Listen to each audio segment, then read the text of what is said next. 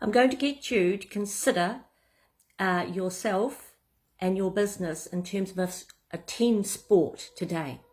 Now, you've probably picked up by now by my accent that I'm a Kiwi. If you haven't, I am. And of course, I was brought up on rugby like everybody in New Zealand was. And so I'm going to talk about the rugby game, but you can substitute that with any other team sport that you know about. It should apply to all of them. When we think about being in business as with the metaphor of, let's say, a rugby game, there are going to be times when we have to play different parts within that business. And there will be times when different inner strengths have to be called on. For example, we have to be able to respond under pressure. We have to be able to know when to pass the ball, when to get support. Maybe there's somebody over here who has a lot more experience in a certain area than we do. And we know it's right to pass it on to them at this moment to get the benefit of their skills, strength, history, and experience. There are times when we just have to take a moment, and if we're feeling injured by something, where we have to take a little bit of time to recover and maybe even go off the pitch, okay, for a while to recover and bring ourselves back to a place where we can play the game again. Any great team or any great business who wants to get things over the line, if you like, needs to have a strategy. But more importantly, they need to be able to be flexible enough to change that strategy depending on what's been thrown at them. And this is very much how we need to operate in business these days. Maybe a long time ago, this wasn't as necessary. The way you ran your business, when you in your 20s or 30s was the same as the way you were going to run it in your 60s and 70s, because, things weren't changing at the rate that they change these days. So just so when we see, top level teams, how they can quickly, put the other team under pressure by changing their tactic, right, and their strategy, then the other team has to be able to respond quickly to that and not get stuck in their head and in their processes stuck in a way of doing things that have worked in the past, So that's very important. As well, anyone in the team down on the ground with everyone watching them, feeling very visible, which often is also the way you feel in a business, that everybody's watching me, and the fact that you have to kind of be visible to get anywhere, get higher up in your business, okay? You have to have a visibility about it. Then there's a lot of emotional things that come into that. There's that sense of, I can't let these people down. There's a sense of sometimes a huge pressure of that being visible. And so our emotions can sometimes trip us up. We can get to a point where we're not playing as good a game because the pressure is just too much, and we get into that kind of emotional place where we're not really thinking super logically when we need to. And this is why any game or any business needs a good coach. And New Zealand are well known for their great coaches. And in fact, seem to have farmed them out all over the world with rugby. You notice all these Kiwi accents coming up when the coaches talk, which is quite funny. But the whole point about the coaching the team, right, is that the coach sees the big picture. The coach can see where there is a weakness, because they're not all tied up emotionally in the game or in your business. And a good coach has to be able to separate themselves from that, that becoming too emotional about what they're doing. Because if, for example, they just felt really sorry for a player let's say, because he, I don't know, he'd bumbled too many times, but they felt sorry for them, so they didn't bring them off the pitch and put somebody else out there who's going to do a better game.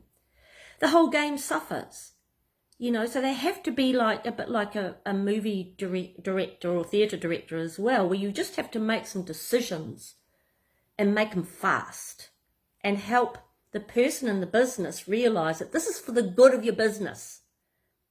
Okay? So, and it's not about the coach just being a cat, you know, a cad, somebody who's being horrible or whatever.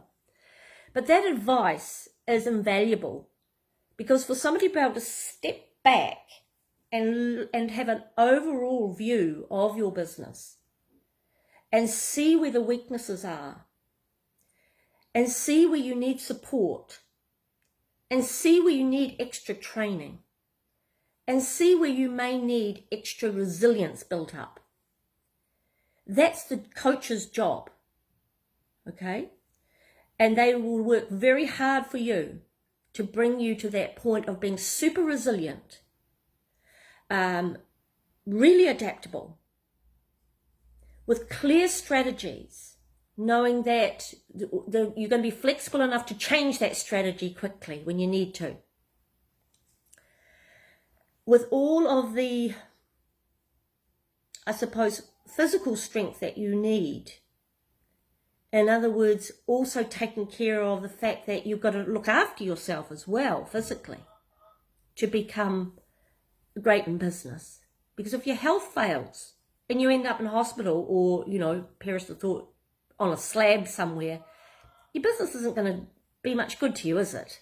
No matter how great it is or how bad it is. You know, you're out of the game, simply. You're out of the game. So if you think of a business like a game of rugby, you might ask yourself, well, which part am I playing? What am I, you know, which actual part am I playing in it? And the fact is, you and your business is the game itself. It's the game. It's not any one person. It's the game. And when you can think of it like that, you'll realize that you, as, if you like, the voice for your business, the kind of energy behind your business and the drive for your business, it's all about being connected in that way. I am the game of my business. I engage with the game of business. And this can be really, really helpful because too many people see themselves as their business, okay? But you are not your business. And for people who work on their own, this can become a real trap, because there'll come a time in your business where actually you need to let go of some control of certain things and bring other people in to manage things or you know, or whatever. And you need to step back. But if you see yourself as your business, that I am my business is me, then you're going to have a problem doing that and becoming hands off. And at the moment, I've been talking to a couple of men actually who are at a stage of their lives where they do want to step back out of their business. They still want to own their business, but they've been working in their business for many years, right? And a lot of their energy goes into working in their business. But now they're at a place where they actually want to step back and own the business and work on the business, but not work in the business. And so they have to realize that they're not their business. And we had talks about this. You know, they are not their business. Their business is separate from them. But they are like, you know, the voice. They are like the energy for the business. They are like the direction for the business. So this is something really worth thinking about if you go around thinking that you are your business. And so let's just say if somebody, I don't know, gives you some bad feedback about your business, or you feel it's bad feedback, you know, some negative feedback, You take it so personally, you know, that you feel like somebody's put a spear through your heart.